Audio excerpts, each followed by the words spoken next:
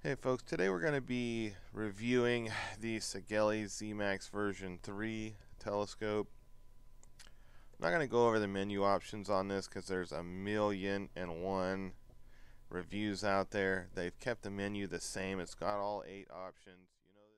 So that's really the only negative about changing the battery in this. It doesn't remember what the LCD display setting was, okay? And that is the same thing for if you had the display on or off. It's always set default to on. Okay, so here she is in 18650 mode. Definitely a lot smaller than the Vamo, more handsome than the Vamo in my opinion.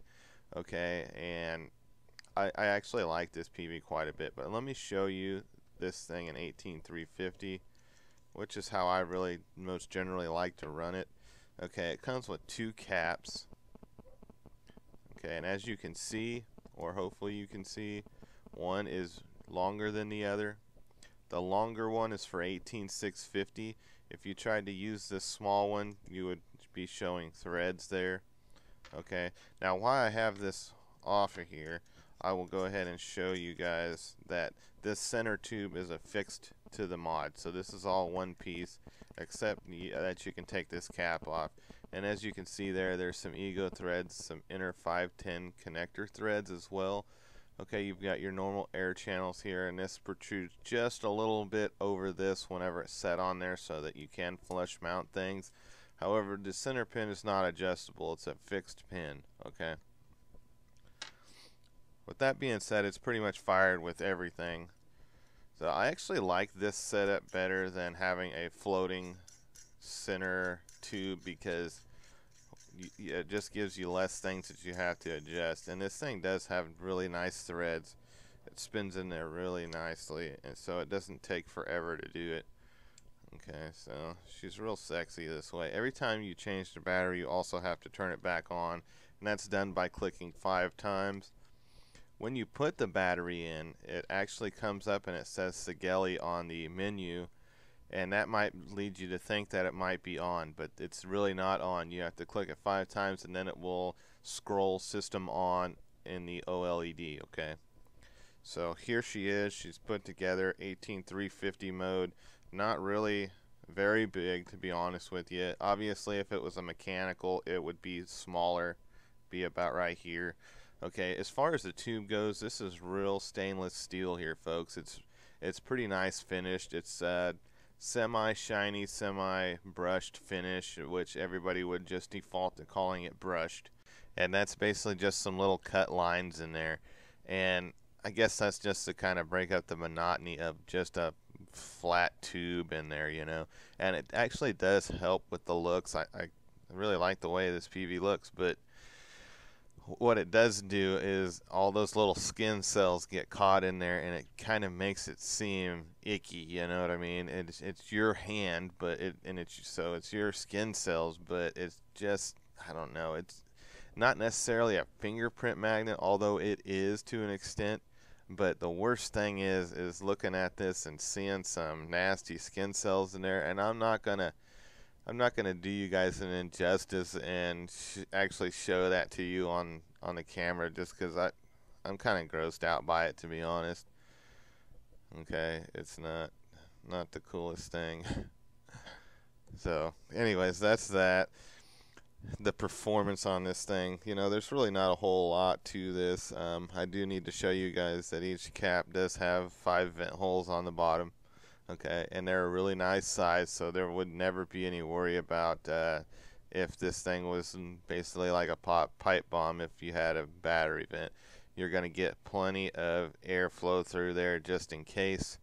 So if you're worried about that, I would say hold it like this. You're not going to rock a whole lot of low ohmage on this because the lowest that you can go is 1.2 ohms.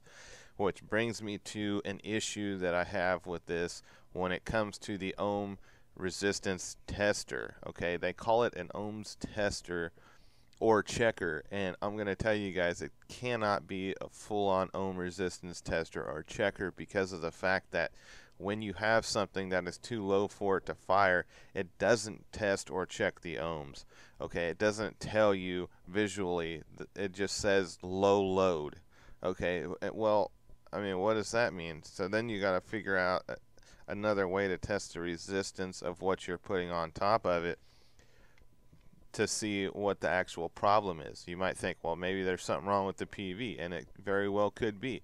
But you don't know that because it's not telling you what the resistance is. Also, in having a PV where they say that it has an ohm tester or checker, it could just be something nice to have, just even to check the resistance on something. Say you're building a sub-ohm coil on something like the Trident, and you want to just see what the resistance is, but you're going to put it on a mechanical and it doesn't have a resistance checker on it. You don't want to pull out that meter and fool with the leads on it, you know, fool and fumble with those.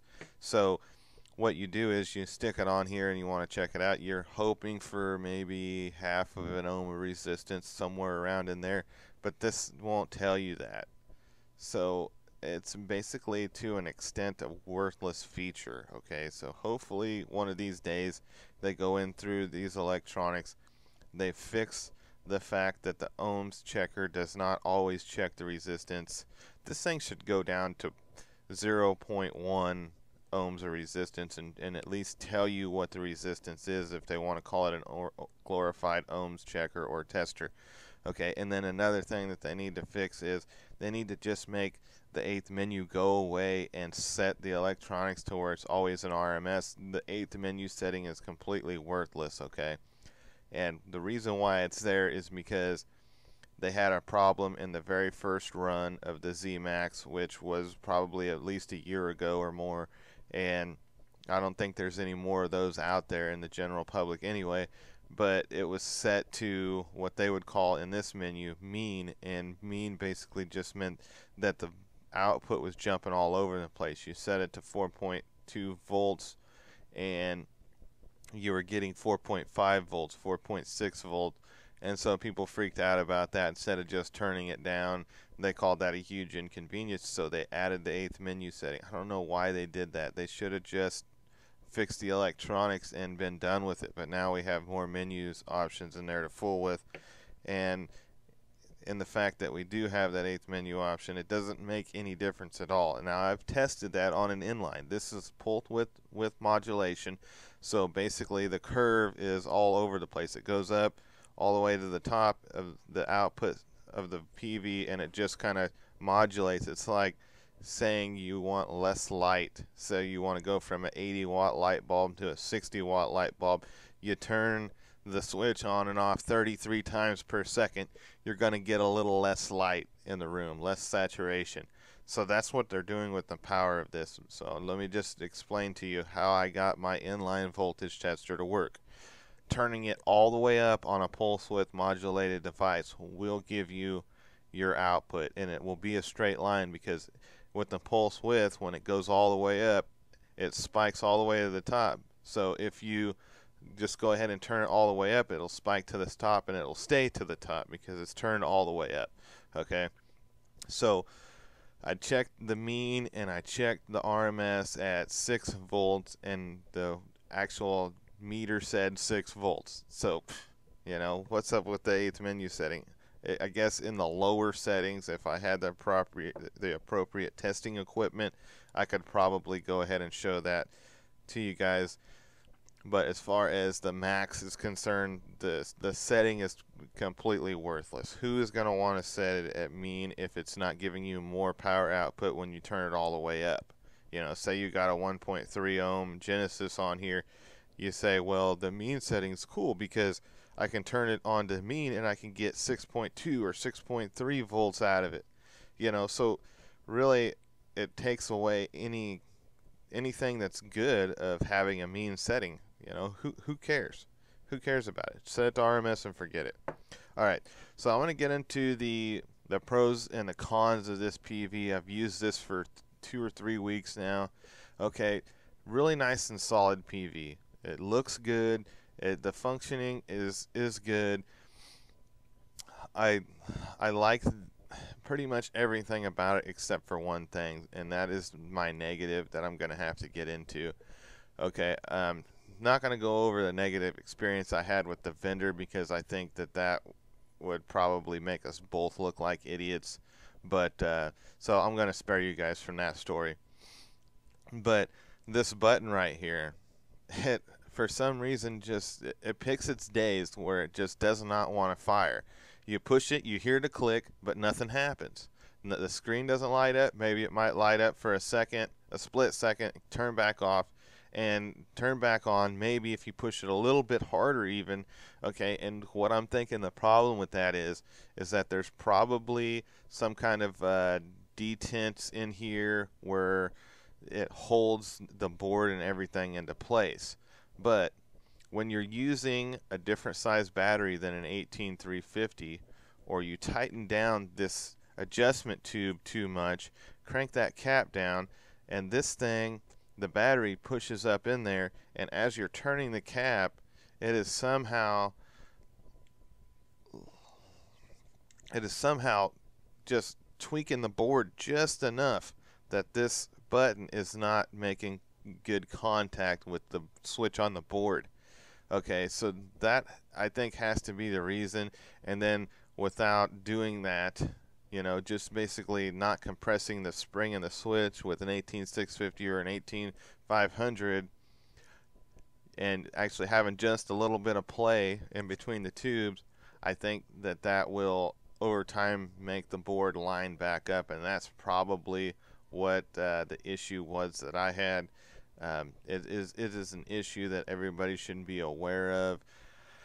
If I had this to do all over again, I probably wouldn't have bought this, and I probably would have went with the V5 and just crossed my fingers. But you never know until you get it, you know. And it's not even a standard issue that you would think to look up. You look up the reviews on this product, and all the reviews are great. You know, not too many people are saying anything negative, and I hadn't even seen a review that they talked about this issue. So then you buy the PV, you get it home, and all of a sudden it starts doing that. Then you look it up. Okay, Sigelei Zmax V3 misfire. Okay, and then there's somebody there that's got it taken apart, and they're trying to go in there and fix the issue and line the switch back up. Okay, so I did my homework after I realized what the particular problem was. Had the vendor had customer reviews on his website, then I potentially could have been tipped off to this issue and not bought the product, you know. In my opinion, if a product is cheap, that's great. But if a product is cheap because it has issues and you don't list those issues in the description and you don't allow your customers to leave product reviews, and you say on your product description that this is an advanced item and that under no circumstances would you be able to have a replacement or a refund unless it was DOA, then that's kind of an issue. So that's some things for you guys to look out for, because it's just, you got to kind of just add them all up, you know. Okay, no after the sale service, no product reviews, and a very cheap price. Okay, and I let the price bite me. Okay, and then of course after the sale I let the over $6 shipping charge bite me too, which made it not seem like such a great deal. And then it took about a week to get here. So you know, I've had things that have traveled the same distance and got there in 2 days. So, you know, take all that stuff for what it's worth. Hopefully I'll be able to help somebody out in my own negative experience. But, you know, all in all, I will actually go ahead and give this a thumbs up, knowing what I know now going through these issues. But just be aware. You know, it's never not failed completely to work. It wasn't DOA, but it does have issues. And it's never going to do it for me on camera. Oh, there it goes. Oh, it turned back on. Oh, it went into the menu.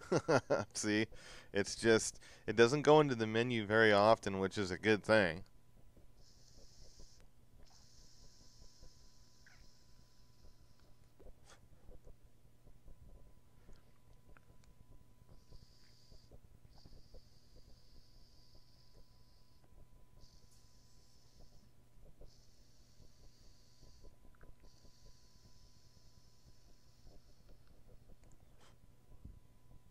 you know you're pushing the button because you got that that click, and so it's not like, well, I'm not pushing it hard enough. No, you push it and it clicks.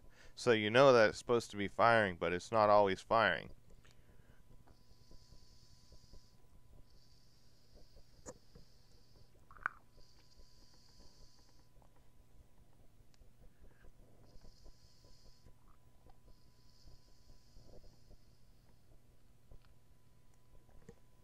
You see it flashed a couple of times. I got a subpar vape.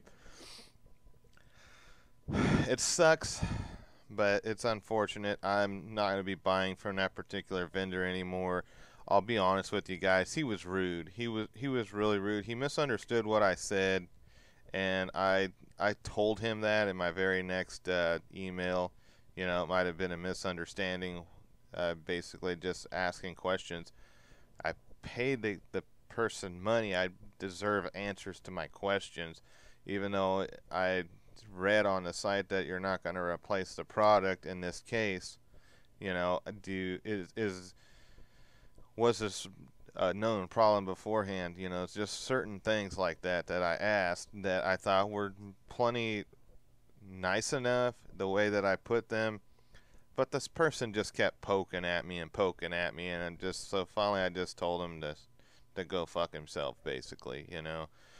So I'm not going to be buying from that person anymore, that vendor. It's unfortunate too.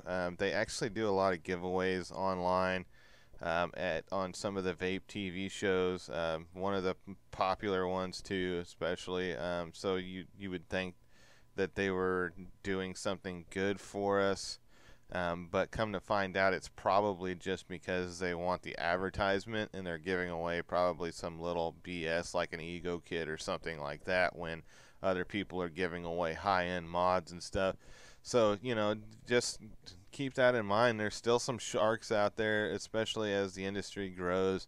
There's going to be more and more people out there that are unwilling to to have scruples, basically, to just really make sure that each and every customer has a good experience.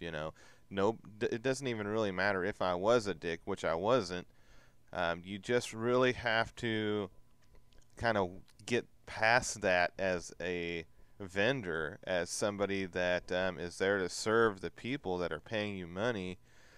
You got to get past that, even if you think that they're being an ass, and be professional. And I didn't see that at all. I basically, actually, to a point, felt bullied, and like I was just wasting the person's time, or that I was a piece of crap. And I definitely don't appreciate that, and I did want to run that person's name through the mud, but I'm not going to. I think that I am beyond that. I don't think that I should really do that. I think that over time, if this happens to more and more people, if I didn't hopefully make a positive change, basically my final message was, I don't want anything to do with you, because he said basically I've got to mail it back, and then I'm going to wait either till mid next or toward the end of next month, or mid to the end of the following month, to actually for him to make another order to Sigelei and then get me another PV.